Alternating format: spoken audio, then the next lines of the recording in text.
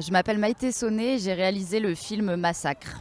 Bienvenue au Festival Silhouette. Merci. On est très heureux de t'accueillir. Est-ce que tu peux nous parler de la jeunesse du film du coup? La jeunesse du film, Tout à fait. oui tout à fait. Donc c'est mon premier film. Et en fait, je crois que c'est parti d'une image très simple qui est une envie un peu machiavélique de filmer des enfants qui tuent des adultes, c'est-à-dire une sorte de rébellion un peu primaire. Je ne savais pas du tout où ça allait aboutir et tout le contexte social autour. Et les personnages sont venus petit à petit, en fait. D'abord Lille comme espace assez propice aux histoires d'horreur, puisque c'est un lieu clos, on ne peut pas s'enfuir.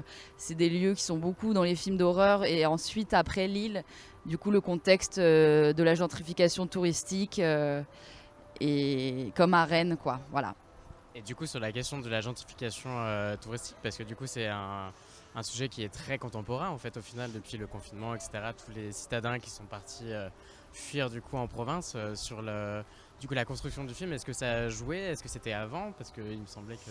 Ah, le film a été Ouais, tourné avant, oui, c'était tourné en 2018. C'est vrai que le confinement a confirmé la tendance. Enfin, moi, j'ai quelques amis du coup qui vivent sur l'île d'Oléron, là où on a tourné, qui sont assez précaires, locataires à droite à gauche, et qui vraiment ont vu leurs conditions d'habitation se dégrader encore plus, quoi. Maintenant, il y en a vraiment beaucoup qui partent.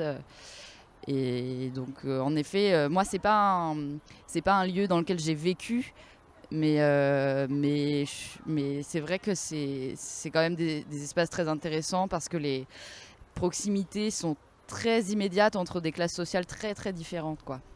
oui, complètement, ouais.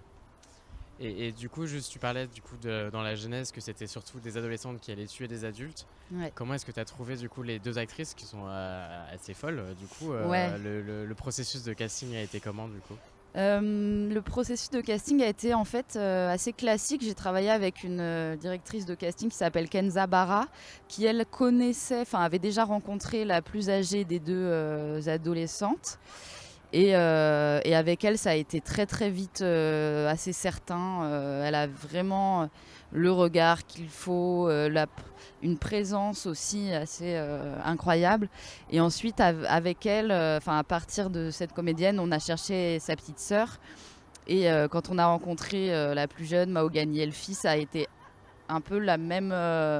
Ça a été plus long à trouver, mais une fois qu'on l'a rencontrée, ça a été la même certitude parce qu'elle avait une énergie très différente, beaucoup plus légère, qui correspondait bien au personnage de petite sœur que j'avais imaginé, qui est moins affectée de prime abord par ce qui se passe parce qu'elle anticipe moins, elle se rend moins compte, et c'est qu'à la toute fin qu'elle se prend un peu dans la figure ce départ douloureux, mais pendant le film, elle est plus légère que sa grande sœur, quoi. Et voilà comment s'est passé le casting, en fait, assez classique comme casting. Ok, et on parlait du coup du regard de la grande sœur de cette actrice là.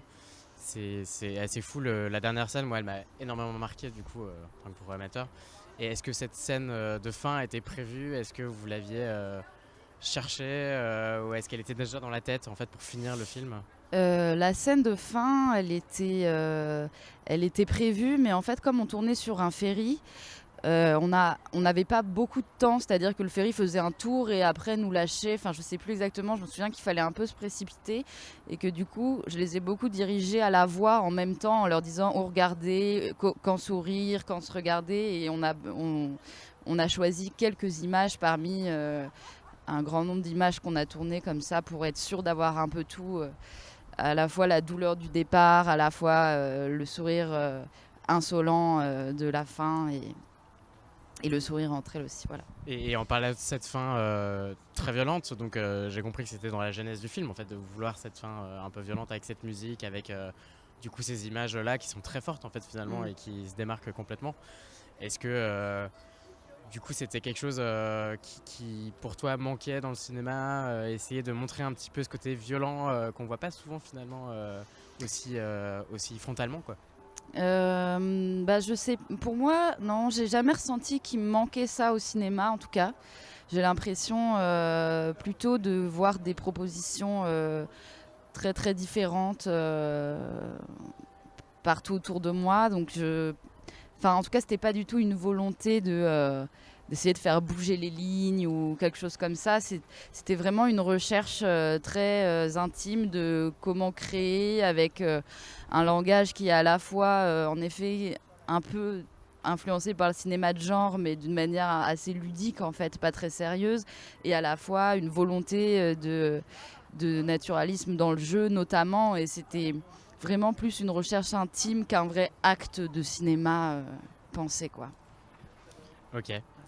Et du coup, une petite question juste à chaud, parce que tu viens de le voir du coup au festival Silhouette. Oui. Qu'est-ce que ça te fait de le voir du coup en plein air? Je sais qu'il a beaucoup tourné, que du coup tu as fait beaucoup de festivals aussi. Ouais. Voilà, et le cadre, qu'est-ce que Bah ça... là, c'est vraiment, en fait, c'est très émouvant parce que déjà, j'aime beaucoup le festival et j'y viens tous les ans et c'est un peu un moment qui accompagne doucement la transition vers l'automne. Enfin, c'est assez rituel, donc je suis très heureuse de voir mon film à Silhouette, et d'autant plus qu'aujourd'hui, enfin, je viens de tourner un second film là cet été et on vient de commencer aujourd'hui le dérochage, et du coup, je trouve que la coïncidence de journée est très belle et je suis très heureuse d'être là.